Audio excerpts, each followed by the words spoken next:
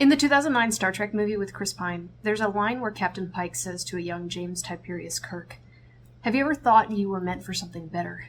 Something special?" It's a good line. So good, in fact, that they used it in the trailer. Sometimes I hear it in the back of my mind when I'm making major life decisions, like when I was deciding whether I was going to get my master's degree only 6 months after finishing my 6-year bachelor's. Captain Pike asked me, "Have you ever thought you were meant for something better?" And I thought, of course. So I spent 2 years working for my master's at the same time as having a full-time job. And it was very, very difficult. But the addicting sort of difficult. The sort of difficult that made me think, when I was finally finished, wow, that was horrible. It's time for me to get my PhD. I wonder sometimes actually if this could be considered a form of self-harm. When I finally finished my last assignment a few months ago, I knew that getting my PhD would be complicated and difficult and may not even improve my life in any way, but it sounded alluring, and I was afraid of what my life might look like if it changed. So I knew that what I probably needed to do first was go on vacation. I thought about it. Was there anywhere I wanted to go? There are places that I have thought about going in the past, idly, like Japan, but I've never really made any solid plans. But I was listening to the Greatest Gen podcast for the past couple of months, and they kept talking about how the Star Trek cruise is the most fun a human person can possibly have. And after doing all the research that I possibly could, I couldn't find anyone who disagreed with that take. It really seemed like everybody who went on the Star Trek cruise came back refreshed and incredibly happy that they did it. So after agonizing over this decision for a couple of months, I finally decided that I was going to do it. I was going to take the Star Trek cruise. But the price had quadrupled, and because I was traveling alone, it would be $7,000 for a week at minimum. So I decided instead to try going to Star Trek Las Vegas. I just got back last week, and there were a lot of things that were very surprising. This video is intended to share with you the lessons that I learned from going to Star Trek Las Vegas. However, I know you don't want to sit through however long this is going to end up being to hear my final take, so I'll give it here. This was incredibly fun. I don't regret it at all. I'm already planning on going back next year if possible.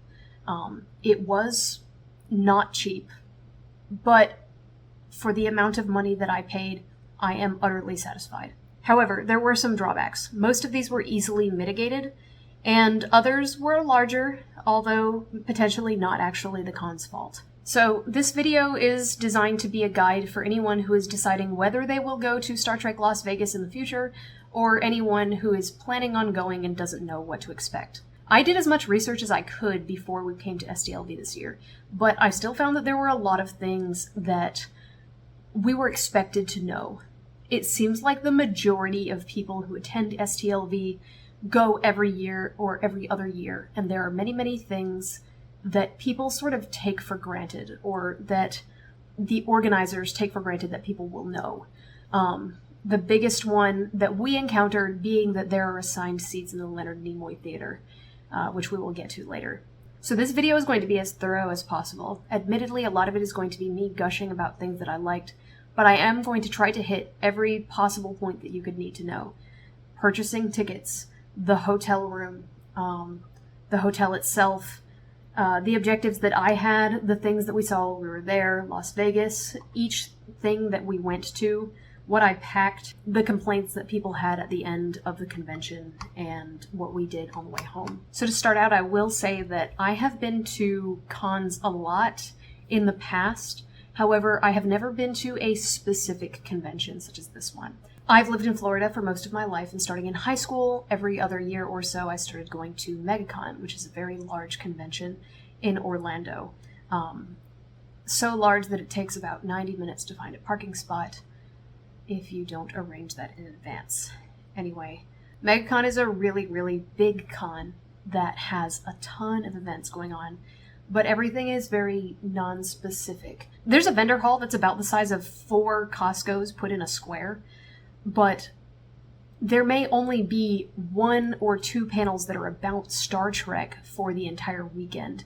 The panels are going to be about all sorts of things, from interviews with comic book artists, interviews with comic book writers, anything, but people tend to only speak once. At STLV, you get a relatively constant group of people who could be on a panel shuffled around to talk about different topics. I have become somewhat frustrated with MegaCon in recent years because while I really appreciate being able to go buy artists' goods, the panels themselves have been very general. The best panel that I ever went to there, it wasn't even a panel, it was a lecture given by the guy that wrote the Klingon language. And there was never anything as specific that came up again. Last year, I think it was, Gates McFadden gave a talk on her new podcast, which I found to be very interesting. But for the most part, the panels do not dive into the specifics of anything. We also have, in my area, anime conventions or comic book conventions, but the same sort of problem arises. There was nothing specific that I was interested in other than shopping. I have been to Dragon Con, but we will get to that later. The point is, I've been to cons before, but I felt like there was something missing that I wanted out of a con experience that I didn't know what I needed. I figured that a Star Trek convention sounded like a good place to start. As far as the tickets, there are 4 different types of tickets that you can get for STLV: gold, silver, copper, and general admission. You can also get a daily pass, which I assume gives you general admission for a single day. I don't know exactly what the difference is between the gold and silver passes, but I know the gold pass will get you dinner with a bunch of different actors and breakfast, a lot of opportunities to meet stars and get autographs. I know there is an additional tier above that, the VIP tier, that gets you basically unlimited access to autographs and FaceTime with the actors. This did not interest me, especially not for $2,000. The tickets that we got were $280 for all 4 days.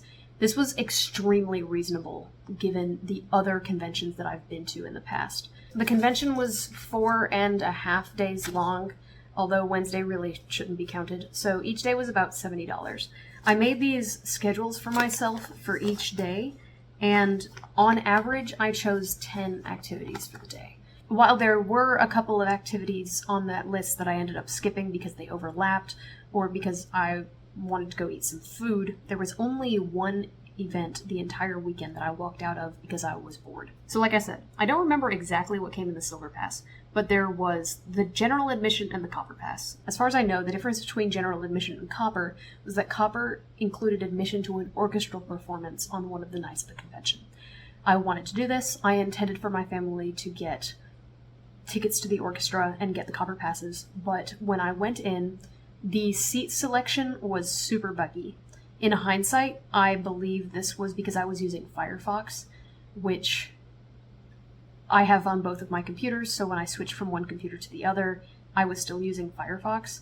I should have thought about this, but I wasn't motivated enough. At the time, I kind of thought, man, if they can't program this well enough to accept my money, well, accept that I want to have this higher tier, we might as well get general admission and see if we can buy tickets to the orchestral performance later.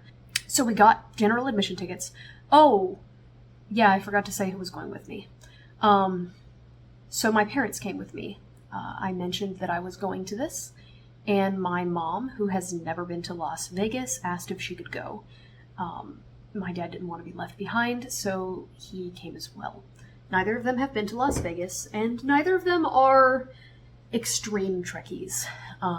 They have both seen all of Enterprise, all of Picard, and all of Strange New Worlds, but that's about it. They have seen probably 3 or 4 episodes from each other show, so they have a general idea of Star Trek. They've also seen all of the Orville, but they have not seen Deep Space Nine, they have not seen Lower Decks, they have not seen TNG for the most part. We did watch the Best of Both Worlds in the hotel room one night during the orchestral performance that we were unable to go to, but other than that, they were more medium Trek fans than me, and I would consider myself to be like an upper medium Trek fan. There were some things that I was super interested in, and other things that I just had no frame of reference for. In my research into STLV, the one thing that I kept hearing over and over again is that the Rio is a disgusting, outdated hotel.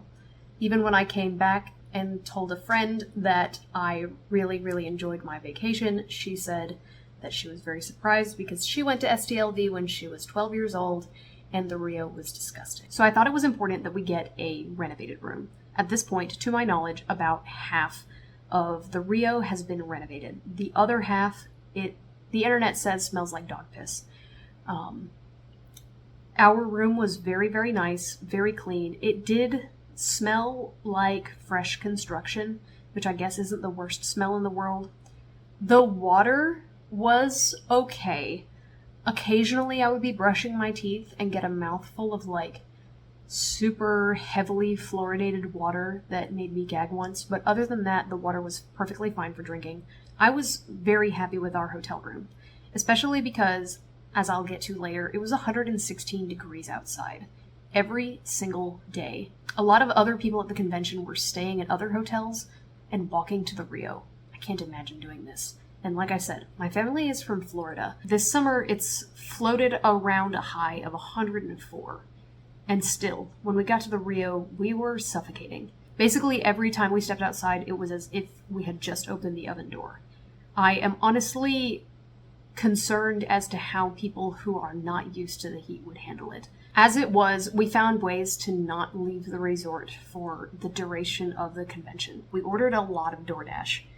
The alternative was effectively untenable. I think it's also worth mentioning now that the food in the Rio was really, really good.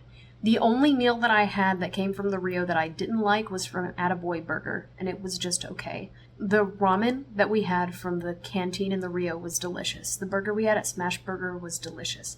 The chicken tenders, I'm not even a chicken tender person, but there was a chicken tender place that had these bird-eye chili chicken tenders that I will probably dream about for the rest of my life.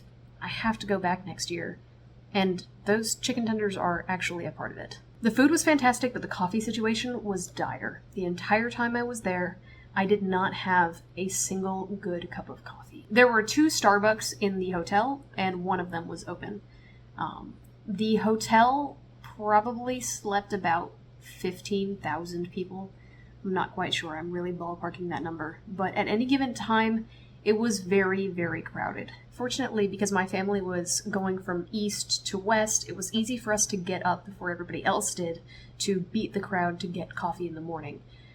But there was no coffee pot in the room. There wasn't a microwave. There was no way to heat up anything unless you were willing to use an iron, which one girl in the costume contest did for part of her costume. So the only coffee option was Starbucks, and there was a taco stand inside the hotel that was open sometimes, and there was a coffee stand inside the convention that had like a big metal container of coffee with a burner underneath it that you could go to at any time of day and pay $4.99 for a cup of coffee. I hope that was the actual price. I believe that's what it was.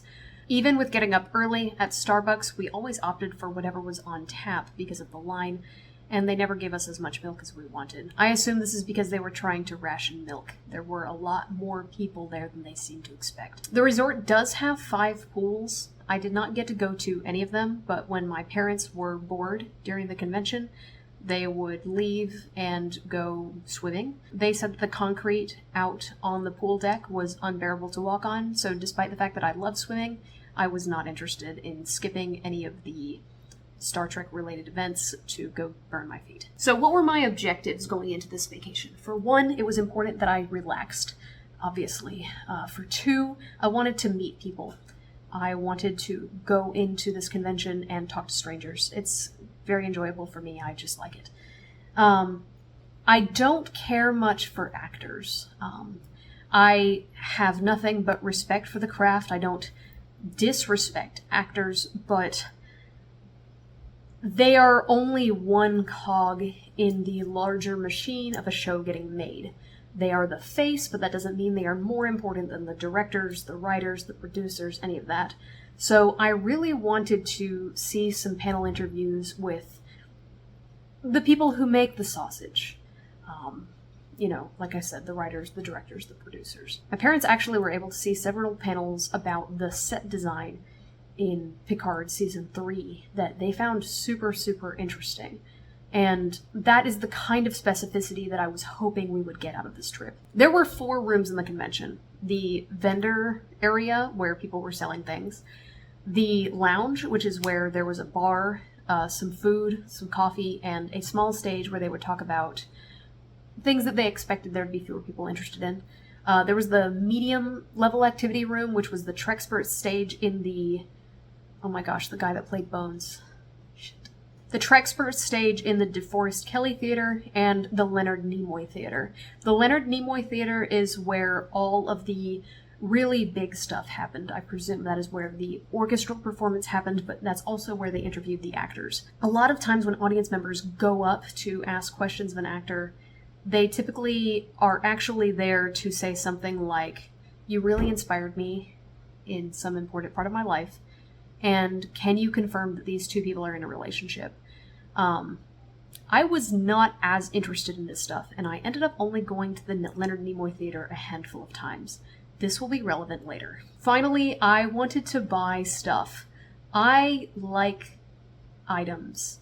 I wanted to buy some model ships. I wanted to buy some funny t-shirts. Those were the two big things, as well as anything else that I could find while I was there that I actually liked. Specifically, I was hoping to find a model kit for the Cerritos.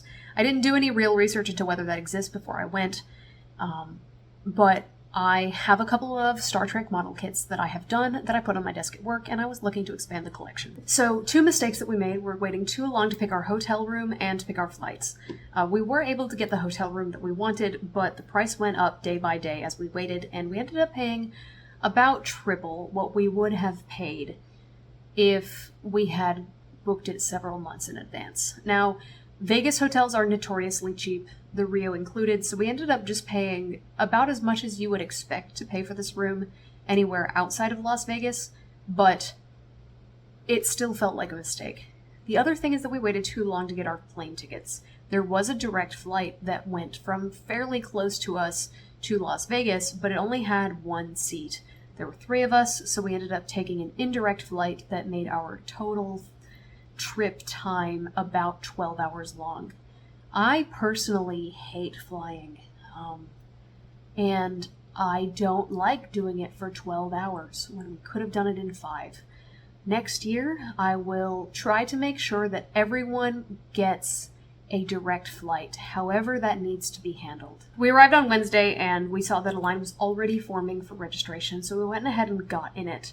We waited around for about half an hour, and when we got to the end of it, they said that this line was for Copper patrons and up only, and we needed to come back in an hour. So we did, and we were able to actually get early access into the event. I need to take a detour real quick and talk about Las Vegas. I have been to Las Vegas before, briefly, on a work trip a few years ago. So a lot of the things that people might find shocking about Las Vegas, I was already used to. However, it should be known that if you have a sensitivity to any vice effectively at all, it will be tempted in Las Vegas. There are slot machines within sight effectively at all times. The only times that I did not have a slot machine in my line of sight for the duration of the trip, which we actually stayed for a while after the convention was over, was when we were asleep or at the Star Trek convention.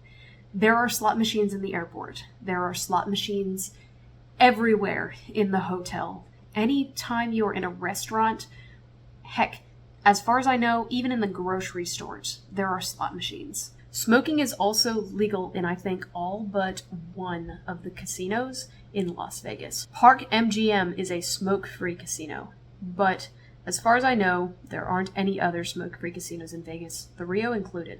However, the last time I went to Vegas was 2 years ago, and I think that the smoking has gone down by about 70%. That's a lot.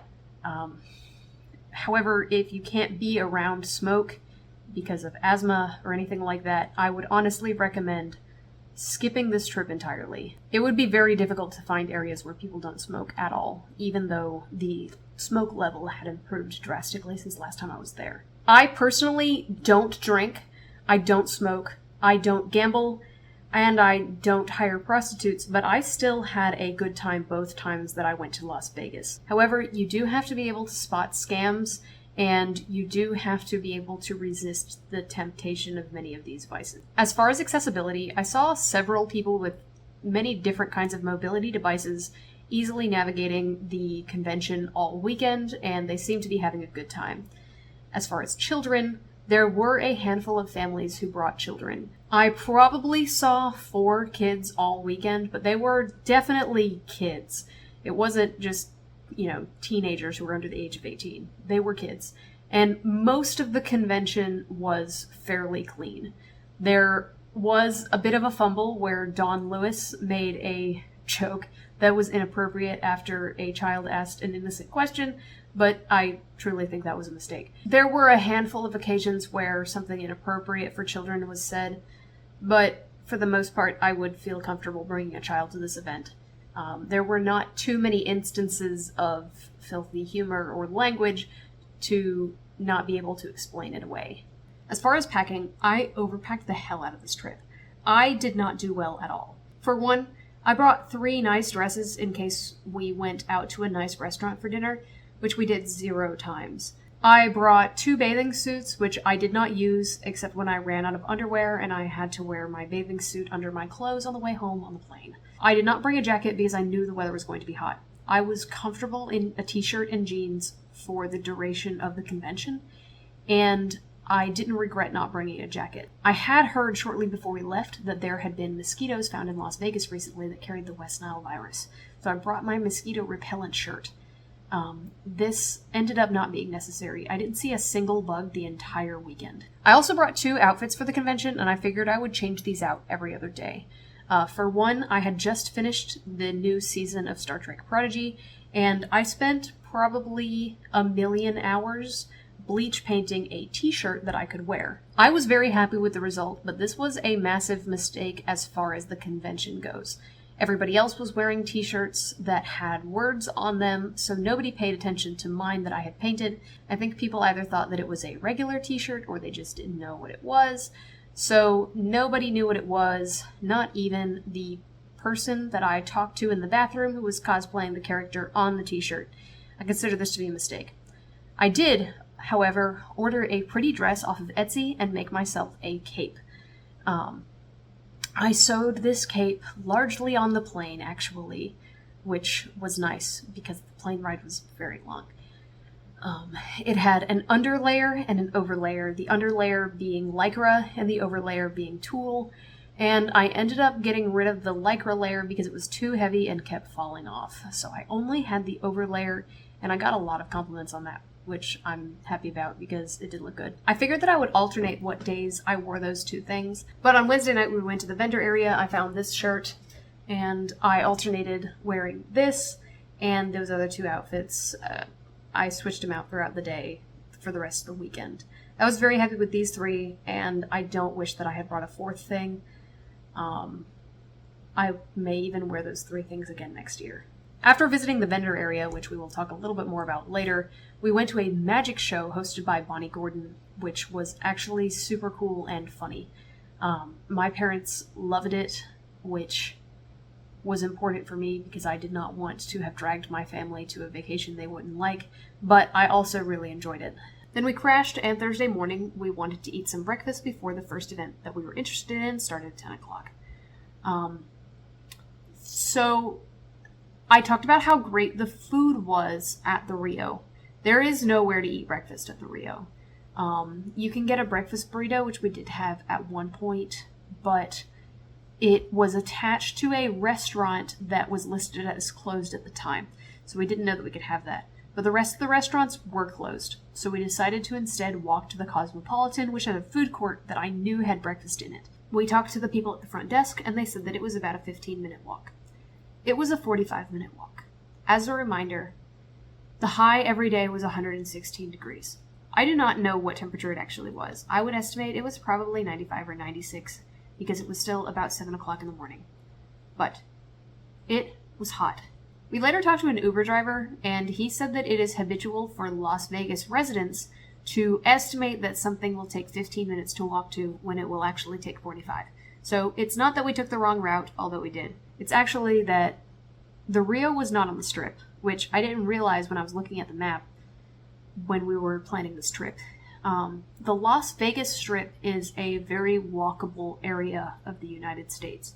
However, the Rio is not that close to it, and we had to walk along the highway for about a mile to get to where we were going. I would describe it as unpleasant, although the food we had when we got to the Cosmopolitan was really good. As a contrast, the resort itself at the Rio was very big, and it took exactly 10 minutes to get from our hotel room door to the convention itself. So 15 minutes away is not very far at all. I'll put up a picture of the shoes that I brought with me. These were a mistake. They were very difficult to walk in. I brought these 2 shoes and a pair of old ratty sneakers that I was planning on throwing in the garbage as soon as the trip was over. So when these shoes proved to be very difficult to tie and walk in, I felt like I was up a creek. I am usually totally fine with going barefoot basically anywhere, except there was a guy who let his dog take a shit in the hallway. So it kind of killed my interest in walking around the hotel barefoot after that. One of the only cast panels that I went to was with the Enterprise cast, or a subset of them. It had Connor Trinneer, Dominic Keating, John Billingsley, and Anthony Montgomery. I own the Enterprise box set on Blu-ray, and those episodes come with interviews with the cast as they talk about various episodes. I have listened to several of them, although not all, and I've listened to several episodes with Connor Trinneer. I know that he and Dominic Keating have a podcast that they put out now that I never intended to get into, because in these interviews, which are, I think, about 15 years old at this point, Connor Trinneer sounded very bitter. He sounded like the overall experience of playing an Enterprise was negative, and he seemed bitter about it. I know I already used that word, but it pretty much encompasses how I feel that he came across. I figured I didn't want to listen to his podcast because I wanted to make my own judgments about Enterprise and then get his perspective later. So I found it really interesting to see Connor Trinneer talk 15 years after these interviews were recorded. He has had a podcast about Enterprise for several years now, and he's been very involved in the con circuit, and I think he's seen many more sides of Star Trek and of his role and of Enterprise, and his opinion seems to have cooled. It seems like he's really worked through a lot of his feelings and moved on to other concerns to do with Star Trek and his role in it. Later on, I listened to a panel interview with the Strange New Worlds cast, and while they all seem like great people, the only things they had to say mostly had to do with how glad they were to be here. And I'm glad they are glad to be here, but the Enterprise cast, having 20 years to have developed a connection to Star Trek and, in many cases, opinions about things outside of their own show, they had a lot more depth to what they had to say. I really, really appreciated hearing from the Enterprise cast. They were definitely the group of actors that I enjoyed hearing from the most. I've always loved hearing from John Billingsley. He just seems like a very intelligent, like a very emotionally intelligent person, and all of his takes about Star Trek, even though I usually don't agree with them, really make me think. After that, we had the first of 4 trivia events, and one of 2 that I thought were well organized. It was single elimination, and I was eliminated in the very first question. There were 30 contestants, and 25 of us were eliminated in a question about the episode We Will Always Have Paris from TNG, an episode that I watched in 2016. I was pretty frustrated by being eliminated from that question because I knew most of the answers to the questions they asked after that, but I know in my heart that I didn't know enough of them to actually win any money, so I need to get over it. After that, we had the no minimum bid auction. This was one of my favorite things that I got to do all weekend, because I volunteered to be a person who holds stuff up. I was interested in the no minimum bid auction because I had heard that it would be really fun and interesting, and there was a lot of cool stuff, but most of it was autographed photos, which I have no interest in, and there was only one item that I actually wanted, which was too big to fit in my suitcase. It was the VHS Klingon role-playing game that they parodied in that one episode of Lower Decks, and it went for a criminally low price of, I believe, $25. I couldn't believe it went for that low. It was the only item there that I thought was remotely interesting. But that brings me to another point about STLV as a convention. When I go to conventions, I like to buy things made by artists. The inside of my apartment is covered in art. These are mostly things that I got from not conventions, but I like to buy things that I can't get anywhere else. And I am not particularly interested in collectible items that are totally useless. I would consider autographed pictures of celebrities to be among this. A couple of times, the guy who was running the show, his name is Gary something, he talked a little bit about how before eBay, Star Trek conventions were very different. But after eBay, when it became accessible for anyone to sell autographs, Star Trek conventions became more about stars selling their autographs with the idea that these items would be worth some money in the future. And unfortunately, the vast majority of things that were on sale at the convention fell into this category. One of the things that I specifically wanted to buy during this trip was a cool Star Trek Hallmark Christmas ornament. But all of the Christmas ornaments that I could find while I was there were collectibles from the 80s that had never been opened, and the idea was that you would never open them either. I have no interest in this. I hate to break it to you, but if you collect these sort of things, you are probably not going to get your money back. I like collecting stuff. It is fun. But collecting something that you can never actually use is probably not going to give you a huge return on your investment. For this reason, I didn't pay for any autographs while I was there either. I wanted to buy something cool that I could actually use. Like I said, a ship model that I could actually put together. There weren't any of those, I think. In fact, they didn't even have any funny t-shirts, which was one of the things that I thought would be most easy to achieve. There were 4 kinds of t-shirts at this event. One was cosplay shirts like this one, which I guess counts. 2 were cast photo shirts where, like, it would have everybody's floating heads on a shirt. I didn't want one of these. I don't have anything against them. It just wasn't my speed. There were shirts that were made by fans that I personally didn't want. They had jokes on them that I did not think were funny. I'll leave it at that. And then finally, there were the STLV shirts. Real quick, let me go grab the STLV cover art. So I forgot to mention this, but STLV is not technically Star Trek Las Vegas. It's STLV because they lost the rights to call it a Star Trek convention or something. So it's just a sci-fi convention. So they had this art that they put on a bunch of different things that was generically sci-fi but not actually Star Trek. One of them was on the official souvenir magazine, this thing. I'll post some other pictures of art that they had on various things, but unfortunately it was all AI generated. I have a policy against spending money on anything that is AI generated.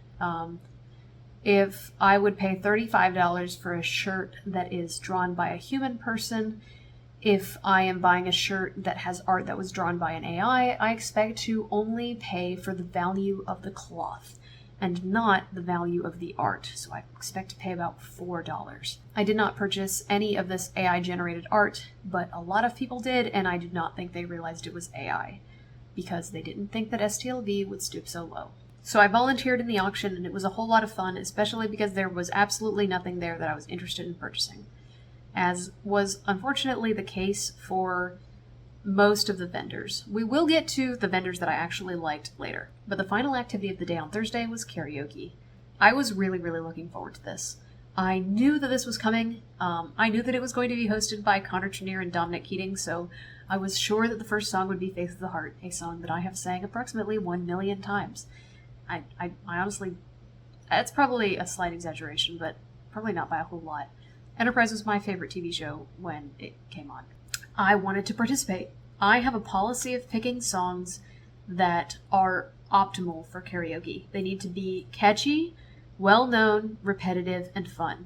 The only other time I've done karaoke, I've sang the song I Write Sins Not Tragedies, which was a huge hit because it's very repetitive, but people like it, so they were able to sing along very easily. I prepared a few songs for this before leaving. Unfortunately, I wasn't able to figure out anything that matched as perfectly to the situation as I Write Sins Not Tragedies, but the song that I selected to practice before this event was Mr. Spock by Nerf Herder. Someone with blood that's cold and green.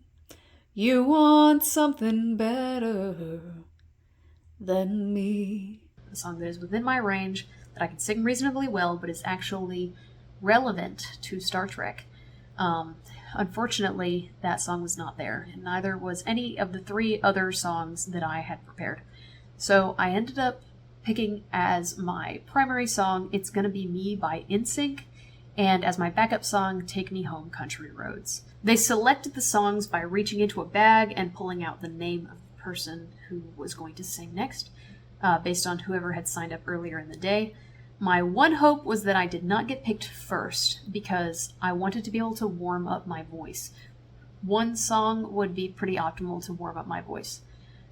Fortunately, they randomly selected the girl who picked Faith of the Heart as her song, and we all got to sing that first, and we all got to warm up together, and then they didn't pick me at all. But this was one of the most heartwarming things I have ever witnessed.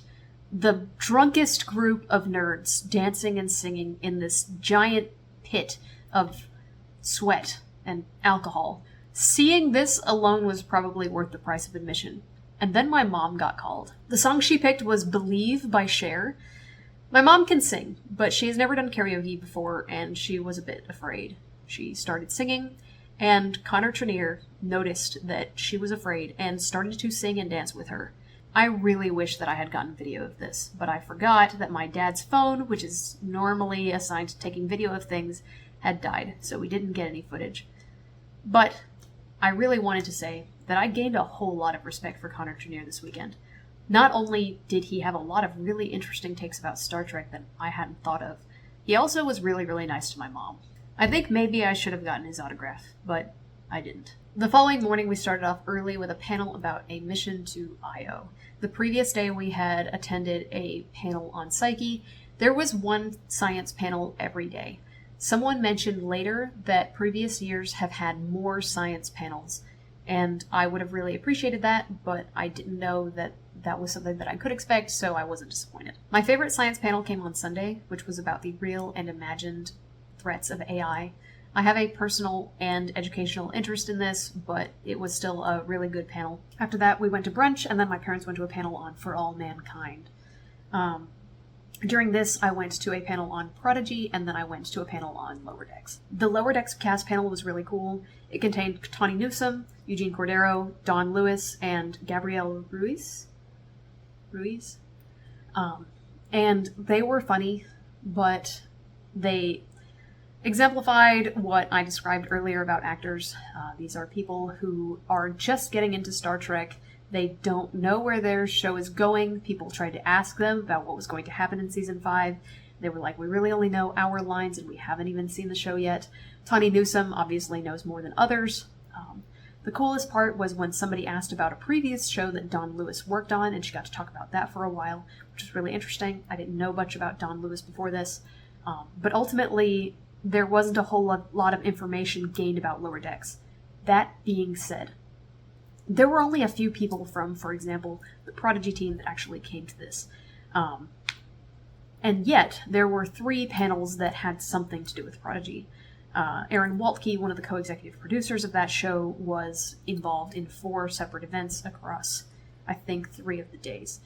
Lower Decks was by far the best represented group of fans at this convention. Almost, I would say probably 40% of the attendees were wearing some Lower Decks t-shirt, Lower Decks uniform, cosplay, whatever, and almost every single panel they were chanting Lower Decks, Lower Decks, Lower Decks. There was nothing about Lower Decks except for this one cast panel. They didn't have any of the writers, they didn't have comic books, they didn't have t-shirts, nothing. There was an exhibit with some model figurines that had Lower Decks characters in it, but that was it. I know that the situation is complicated by the fact that there was a major Lower Decks event at San Diego Comic-Con just the week before. But that was definitely the thing that was most neglected at this convention. People really wanted Lower Decks content, and there was basically nothing. I will say, so there were several panels about the writing of Prodigy and the animated series, and there were several panels about the writing of the Berman era shows, which also was the same couple of people speaking on a few different topics. Very economical. I really appreciated this. And it was really interesting to see the contrast between these two groups. I came up with as many questions as I could ask as possible. I think I even started to get on a few people's nerves. But it was really interesting to see the contrast between the modern show writers and the Berman era show writers. The Voyager writers talked about how they didn't watch the show, they didn't have time to do that, they had as little as 3 days to write most of their scripts, and the best episodes that they ever wrote were typically written when they were on Christmas break or something like that, and they had additional time to think about what they were doing. I also got to see some of the legendary Voyager gaslighting, where someone asked why Chakotay got with 7 at the end of Voyager. Spoilers, by the way. And the writers said they had no idea where people got the idea that Chakotay would ever end up with Janeway, because they had never intended for that to be an implication, and that it was all in their head. There were several things like this where the Berman era writers would cover their asses about things that they probably knew fully well were actual mistakes, but would never ever admit. At one point, Brandon Braga complained about people hating These Are the Voyages, the widely reviled finale to Enterprise, and the moderator tried to tell him that people will eventually come around, and the audience booed. That was the only time the audience booed. People were overwhelmingly positive. But we also wanted Brandon Braga to know that as much as we appreciate the Orville and all the good work he's done, These Are the Voyages sucks. And I'm probably still going to be angry about that when I'm old. So Friday night was Klingon karaoke. I didn't know what Klingon karaoke was. I hope that I didn't have to sing in Klingon, because I don't know Klingon. I did attend that lecture like 11 years ago about how the Klingon language was written, but I didn't learn anything about the language then, and I certainly can't remember it now. I signed up to do Klingon karaoke, but I wasn't really sure what to expect. Well, it was hosted by J.G. Hertzler and Robert O'Reilly, who played Martok and Gowron, who are Klingons in TNG and Deep Space Nine. If I slaughtered the pronunciation of Gowron, I'm actually not sure, because I haven't seen Deep Space Nine yet. I will get to it as soon as I finish TNG, or as soon as I get to the branching off point with TNG, which could happen sometime between now and 15 years from now. So they started out with leading us all in a chant that I didn't know. Doing some Googling later, I think they recited some Klingon Shakespeare, but I'm actually not sure. They chanted, and we were supposed to clap and stomp along, and I know some people were chanting, but it didn't sound like everybody, and that was the warm-up. I didn't know any of the words. I clapped and tried to look enthusiastic, and then they put my name up on the screen and told me it was my turn to sing my song. Okay, Peter, be gone. It's going. So I did pretty bad. I had not warmed up, and the beginning of the song was not awesome.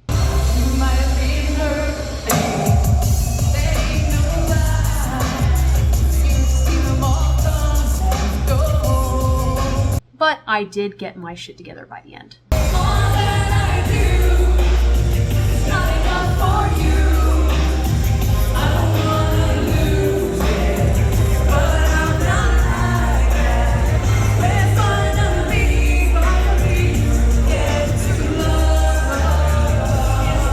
It was definitely a whole lot of fun, but there were 2 downsides to my performance, I guess, other than the fact that I hadn't warmed up.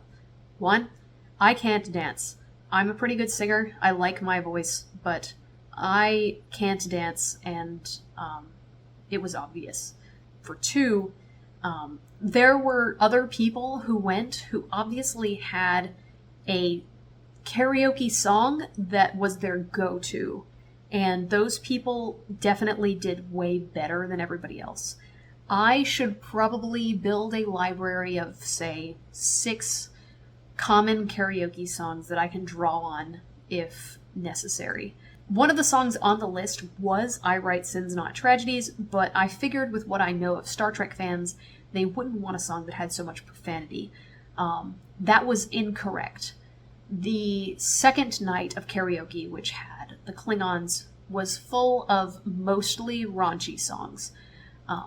As a note, there was a girl who went up and sang Bring Me to Life and dragged her unenthusiastic boyfriend up with her to sing the male parts. He didn't appear to actually know the words, and she was definitely struggling to carry for both of them, so most people sat down. This is bad karaoke etiquette. If somebody is struggling, especially with a song that everybody knows, it is your responsibility to sing along. You don't only sing along if someone's doing well. If somebody needs help, you help them. People seem to get this concept only after, so I hope that they remember this into the future.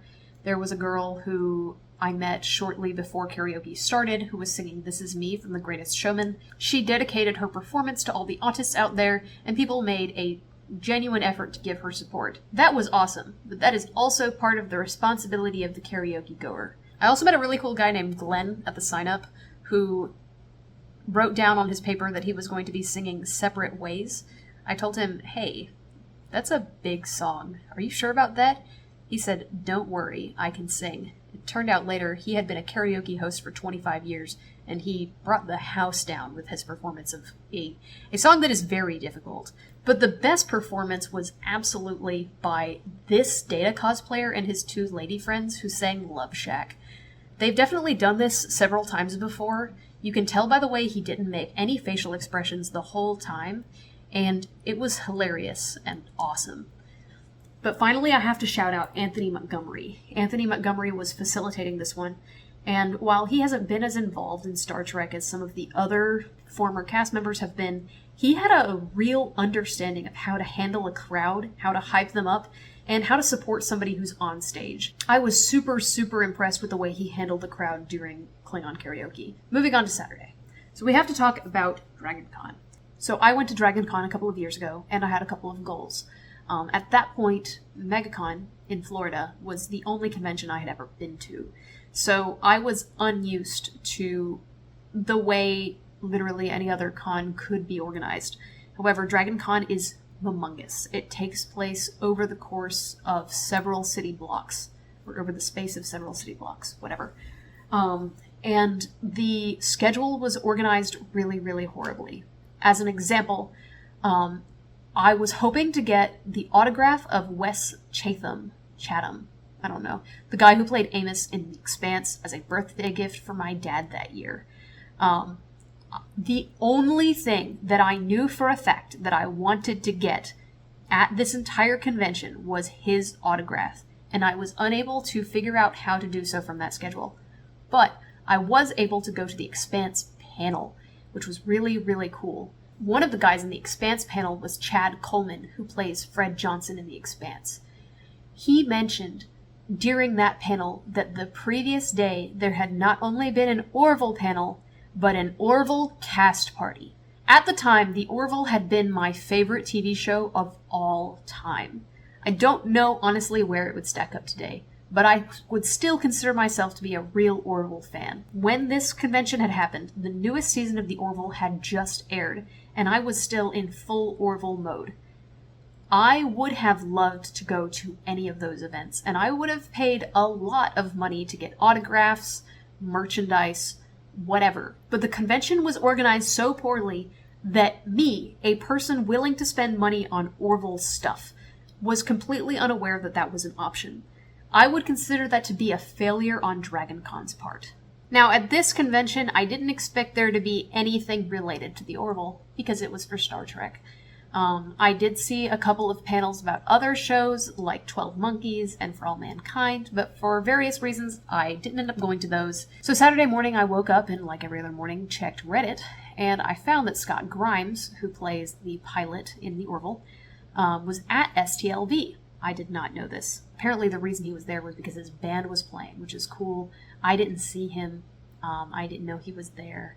And apparently he announced that they were going to be filming the new season of The Orville. I would have really appreciated being there when Scott Grimes accidentally told the world that season 4 of The Orville has been greenlit and is going into pre-production. As a real Orville fan, I would have spent real money to be able to see Scott Grimes make an announcement like that, but I didn't know that it was happening.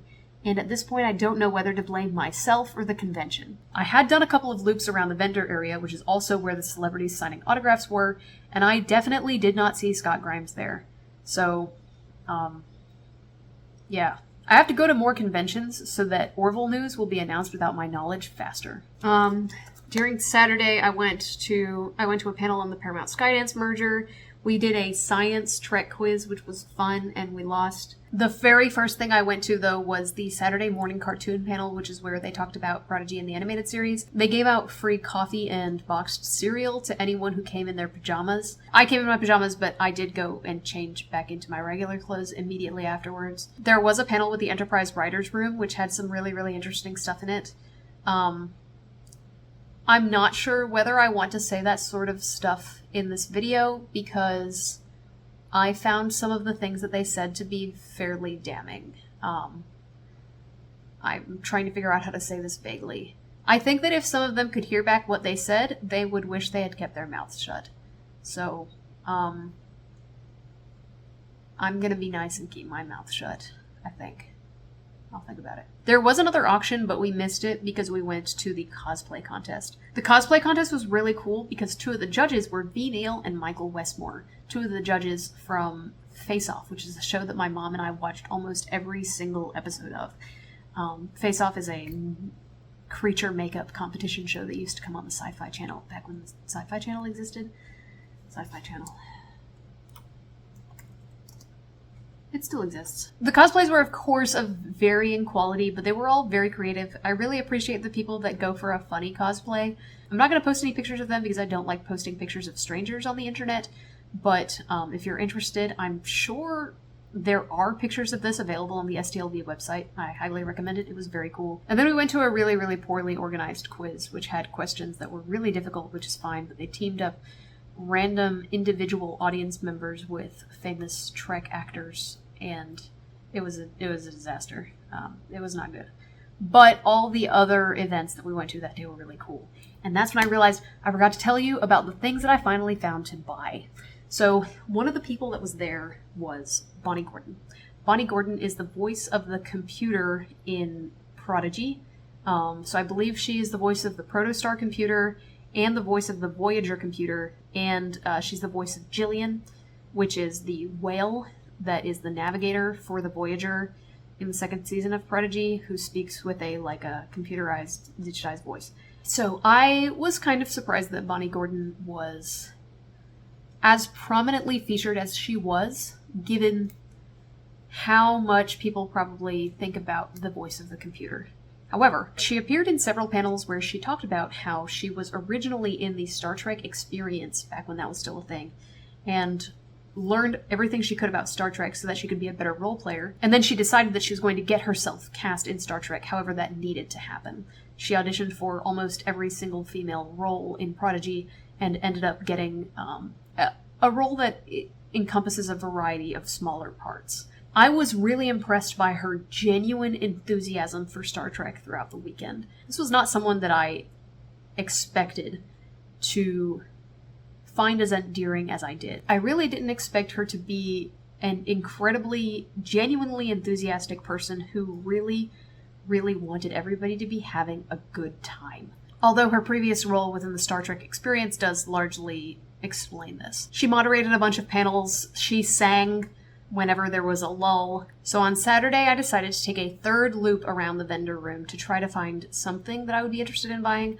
I was sure that if I really paid attention, there would be things that I would want to get. I had found out that Aaron Waltke, who is the lead writer on Season 2 of Prodigy, was signing autographs, but I am not really an autograph person.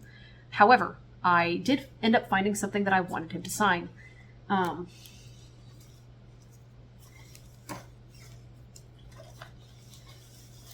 So I found... So there was a stand that was selling old collectibles. There were a lot of these. But this one was organized very well. There was a lot of old trivia books. I really should have probably given this more attention. If I had been at a flea market, I would have considered this to be striking absolute gold. But because I was at a convention, I think I was expecting things that were a little bit better. Anyway, I think it should be noted that my opinion was colored by the fact that my mom tried to buy a pair of earrings on the first day of the convention, and she had asked what a certain symbol was. It was the Starfleet Academy symbol, and the woman who was selling the earrings said that she had designed it. It is possible that I misunderstood what she was saying, but what I got out of that was that she claimed to have designed the Starfleet Academy symbol, which I thought was bullshit. So, I mean, it was definitely bullshit. So I was kind of suspicious of a lot of the vendors in the vendor room from the get-go. That definitely negatively impacted my hopes of finding something that I really wanted at the vendor hall. So the seller that I stumbled across was selling ship schematics. I was super excited about this. I really wanted ship schematics. However, unfortunately, all of the ship schematics that he was selling were from shows that I hadn't seen, or episodes that I hadn't seen, or movies that I hadn't seen. I have seen approximately half of each Star Trek show, except for I have seen most of New Trek and Enterprise, and I have seen none of Deep Space Nine. So I have seen a lot of Star Trek. I am at about 50% completion with Star Trek, but all of the ship schematics were from ships that I didn't actually want to have, except for the original Enterprise from TOS. There was a real worship for the original design of the Enterprise from TOS that I like the Enterprise, don't get me wrong, but the words divinely inspired came up enough times that I was really looking to have schematics of other ships by the end of this. But I did come across the Shuttlecraft Galileo plans. The Shuttlecraft Galileo was a shuttlecraft that was lost in TOS, that there is an episode of Prodigy that I actually did not like, that explores what happened to that shuttlecraft. That episode happened to be written by Aaron Waltke, who had tweeted that morning that he was signing autographs. So I picked this up for $10, and I spent the next couple of hours chasing Aaron Waltke and not finding him, and then I found him the next day and got him to sign this. He was on his way somewhere, and he was like, "I'm so sorry, I'm in a real rush." I was like, "Take this friend." I hope that he was not offended by that. Anyway, that was the one autograph that I got all weekend. I thought that it was funny, which is why I got it. It just seemed so opportune. The stars had aligned. I also got some other Prodigy merch. I did not intend to go into this and only get Prodigy merch. I really wanted a model of the Cerritos. I wanted a Lower Decks shirt. I like Prodigy. I would even say I love Prodigy. I'm covering Prodigy on my channel right now, so I'm really glad that I got the merch that I did. But I intended to get merch from all sorts of Star Trek, and there really wasn't much. Anyway, so after I bought the Shuttlecraft Galileo plans, I went over to Bonnie Gordon's table, which is where Aaron Waltke had tweeted that he was hanging out that day signing things, and neither of them were there. But I found something on Bonnie's table. This shirt, if there is such thing as a holy grail of Prodigy merchandise, it would be this shirt. This shirt was given to the production crew on Season 2, and you cannot actually buy them unless you get into contact with somebody who was involved in the production of Season 2. And Bonnie Gordon was selling them. There were 2 left, one in my size and one that was not in my size. I ended up giving my number to the woman in the booth next to hers and asking her to please call me as soon as Bonnie gets back. And she did. I gave her some pins as a thank you. And then I gave Bonnie some pins as a thank you as well. And she was really, really happy that I was enthusiastic to be buying this shirt. So happy, in fact, I mentioned to her that I had forgotten my sunglasses, and she threw in these Murph looking colored sunglasses that have the Prodigy logo on the side, which I thought was super neat. I did not end up using these because, as previously stated, I just avoided going outside for the duration of the convention. But, like I said, I found at the end of this convention that Bonnie Gordon was a very genuine and sweet person who truly wanted everyone to have a wonderful time at the con. And I probably should have gotten her autograph as well, but I didn't. Then we get to Sunday. We've gone over most of the things that were related to the events on Sunday. We went to How to Patent Your Invention, Threats of AI. Canon smoothing was really cool. That was a panel about potential plot holes and easy explanations for that. The State of Trek, there were 2 of these. I liked the second one better. There was a con feedback, which we'll get to in a minute. In the Leonard Nimoy Theater, there were several things. The Strange New Worlds cast had to be split in half because there were so many of them. William Shatner spoke, and we got the time wrong and did not go. Oops. Christopher Lloyd had a panel. Jeffrey Combs and his band had a panel. Doug Jones and his love interest from Discovery. I have not finished Discovery, so I didn't go. Mary Wiseman and Mary Chieffo and Mary Wiseman had a panel that I was planning on going to, but I missed that one as well because I was at the con feedback panel. And they did one on 1979 sci-fi, and they did one with all writers, which was really cool. I will say that as much as I care the least about Strange New Worlds, I think it's actually because it's popular. There are several reasons why I don't care about Strange New Worlds as much as the others. I think the others have something that appeals to me more directly, but also I have a real feeling of team spirit towards Prodigy. I feel like Prodigy needs my support. Because of that, I participate in the events that Prodigy fans put together to try to promote the series. Strange New Worlds does not need my support. Everybody loves it, and I think it's perfectly fine. However, one of the writers for Strange New Worlds came to this panel, and she was one of the most interesting women I have ever encountered. I'm about to destroy this woman's name, but her name is Makambe K. Simamba. She talked about how she was a veteran who gave birth to her first child shortly after leaving the military and decided that she needed to be a good role model and pursue something that really left an impact on the world. And so she decided to become a screenwriter and went back to school after her daughter was born. I hope it was her daughter. This panel was super, super neat. It contained 12 writers from New Trek and the Berman era. I forgot to finish this point earlier, but I found it really interesting to see the New Trek writers contrasted with the Berman era writers, because the Berman era writers were not able to actually watch their show, and they were mostly writing by the seat of their pants. They accepted that the whole package was going to contain things that were maybe not perfect. The Voyager writers' room stated several times that they left 0 ideas on the cutting room floor. Every idea they could have possibly explored, they explored to the degree that they felt satisfied with. I went to that panel immediately after the panel for Prodigy, where the composer, the director, the producer, and the writers all knew every single line. They had all seen the show at least 3 different times at various stages of development and could talk about how each of their roles interacted with each other. They knew everything about the narrative, and they could each cite at least 10 ideas that they had that they had scrapped for something better. This is a really interesting difference between the 2 types of writers' rooms. Prodigy, for example, in its entirety is equivalent to the entire duration of Strange New Worlds. Each of them are shorter than the first season alone of TNG.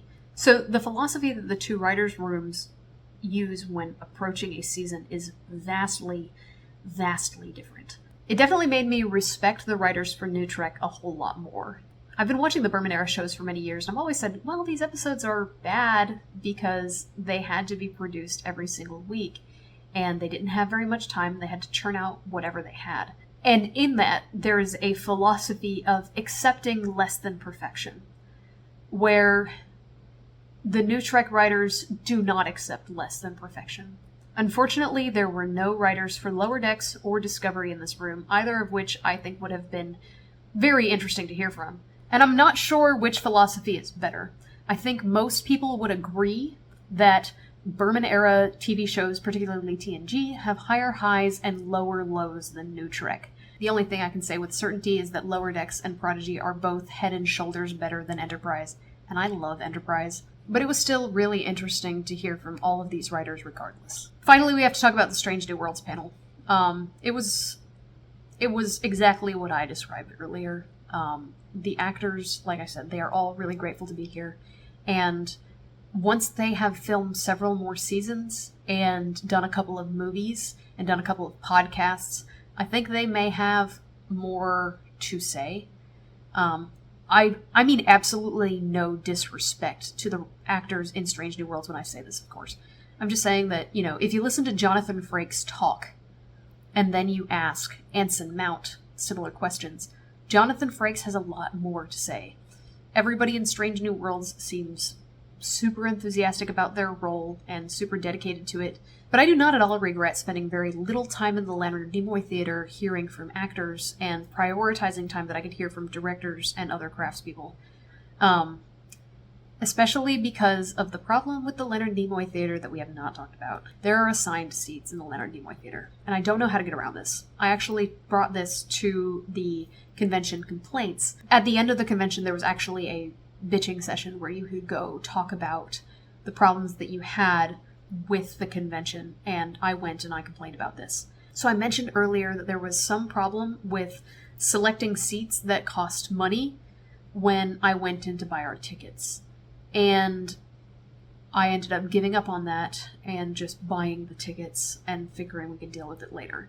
Turns out that what this was for, I think, was for buying assigned seats in the Leonard Nimoy Theater.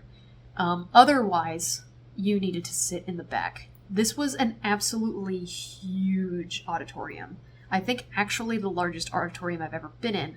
And rather than being like widthwise with the stage in the middle, it was longwise with the stage at one end. And for probably this much of it, so I would say probably the first 70%, which I never actually saw where the unassigned seats started. But as far as I could tell, at least the first half were assigned. And if you didn't pay for a seat, you were not supposed to be sitting there. However, for most of these panels, they didn't exceed about 15% saturation. So you would get a whole lot of people sitting in the back and a very small number of people sitting in the front near the panelists. This was really confusing. Well, for one, my family didn't know that there were assigned seats. So we just got kicked out of our seats a couple of times before we figured out that there was a problem. But second of all, for example, when the Galaxy Quest cast came on, they were really confused as to why everybody was sitting in the back. And we explained to them that there were assigned seats, and they said, screw the assigned seats, come sit up front. We were technically not supposed to do this. By the time I figured out that there were assigned seats I was supposed to be sitting in, or assigned seats I was not supposed to be sitting in more accurately, I had been sitting in several people's seats. At one point, I got kicked out of a seat. A woman came up and said, you need to move. These are our seats. So I moved over. And I thought about saying, what are you talking about? There are no assigned seats. But I really wanted to listen to the Lower Decks panel. I legitimately had no clue that this was a thing. And if you are going, you need to know this is what's happening. So at the end of the day on Sunday, we had the bitching session where everybody got up in line and talked about their problems. I said that I really appreciated the specificity of all of the panels, but that I didn't understand the assigned seats. I didn't know how they worked. And they said that this was important because this paid for the event. And I understand that. However, what they have doesn't work. I wish I had a solution. If I was in their seats, what I would do is every other row assigned seats, or assign seats only in the center strip, and allow people to sit on the sides. Because, like I said, so few people in the assigned seats were sitting there at any given time. But I don't know enough about the situation to give a really good suggestion, especially because I think I only went to 3 panels in the Leonard Nimoy Theater out of about 30 that I went to total in the entire weekend. They did say that maybe there should be like a first-time visitor's guide though, which I decided to do by making this video. But I'm sure that if they ever decide to release this, which maybe they will, maybe they won't, you should probably read that too. Next, there were a couple of complaints about people talking politics, specifically actors. Now, personally, I did not see any actors talking politics the entire weekend. Like I said, I didn't actually try to see any actors, so I had very little opportunity to see this. However, I did hear a little bit of political talk. There was a panel on the current state of science fiction that recommended current shows. On this panel was a woman she was black, and she said that she really hated Fallout because she felt that the male lead in that show, who is black, was poor representation for black people. She was one person. Somebody else said that that character has a very good arc and you should see the whole thing, and she said that she didn't care. I felt a little bit like she was speaking for all black people. Maybe that is truly what all black people think, but I wouldn't know because she was the only black person on that panel. This seemed like an isolated incident, and it was. But she went on about this for long enough that I realized that my other panel had started and I needed to leave. So I would estimate that this was the topic for about 7 or 8 minutes of the 45-minute panel, not counting however long she went on about it after I left. That was the only instance of politics that I saw the entire weekend. However, apparently Kate Mulgrew went on a rant about something that she had an opinion about, and there was discussion about whether it's reasonable to expect actors to not voice their political opinions. Some people said that they disagreed with specific actors' takes. I don't remember exactly who. But others said that they just didn't want to hear it because they are on vacation. The counterpoint from the organizers is that they did tell the actors not to talk politics, but that some of them are just going to talk politics anyway, and there's nothing you can really do about it. I personally agree with the people that said they don't want to hear a lot about politics on their vacation. The brief amount that I heard didn't really bother me, but if I had gone to a 45-minute panel and 30 minutes of it had been about politics, I do think that would have probably gotten me a little bit down. That being said, this is my vacation, but this is not theirs. This is their job. Building an identity around themselves and stuff, that's part of who they are as actors.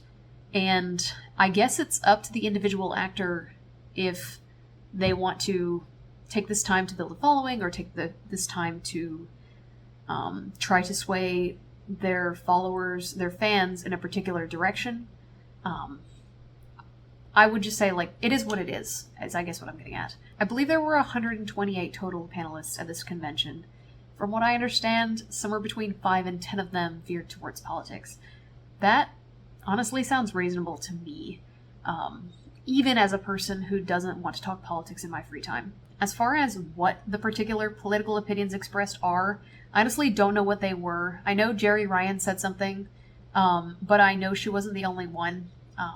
I would say that from any actor, you are probably likely to get almost any opinion unless you know about their opinions already. As far as positives, like I said, the value for my money was extremely high relative to every other convention I've ever been to. That being said, when I go to a convention here in Florida, I take the day to drive there and then drive back. I don't get a hotel. The hotel was fairly pricey, especially when we get to something in a few minutes. My day was so full, I had no instinct to check my phone. I brought up that I saw something on Reddit. For the most part, I didn't use my phone almost at all. It was really great. I was totally engaged in what was happening. I really felt like I relaxed. I really felt like I got the vacation that I wanted. The crew was really helpful, friendly, and knowledgeable. I talked about a couple of friendly cast members, but as far as the people who were serving food, the security people, they were all really awesome. The organizer tried to pin some problems on them, but it really seemed like he was just trying to save face. On the note about value for money, this is the first time I've ever gone to a convention that I stayed for more than one day.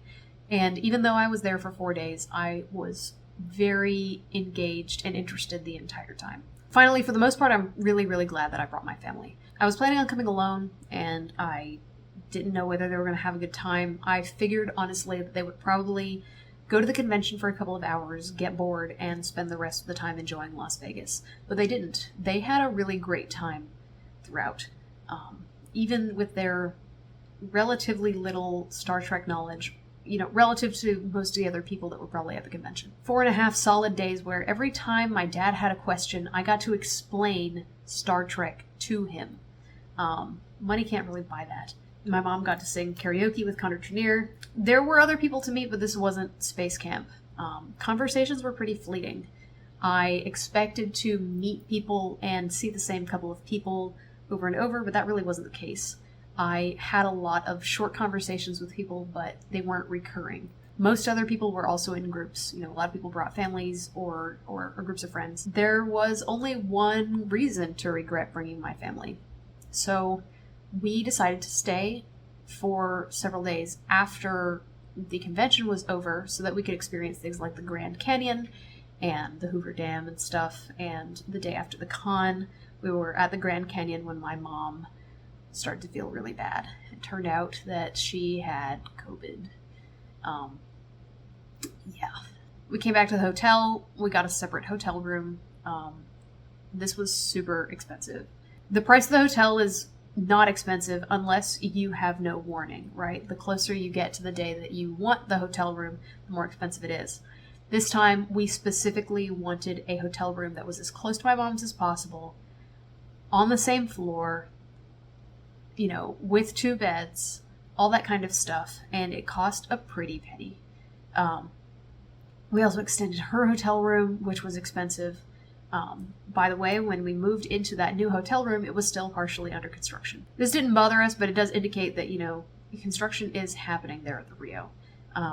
During the day, I could actually hear drills running and stuff as they were building things on that side of the hallway. We stayed for a couple of extra days. It was also really difficult to get American Airlines to be sympathetic to our cause, to move the flight. They really didn't consider this to be a valid reason to not get on a plane, but eventually we finally got to go home. It was 12 hours on the way back as well. The food was not as good as it was in Vegas. I had a pretty bad cheeseburger from Chili's and a couple of packets of Biscoff cookies. But finally at 3 o'clock that morning, we got home and I got to sleep in my own bed. And when I woke up the following morning, I had COVID.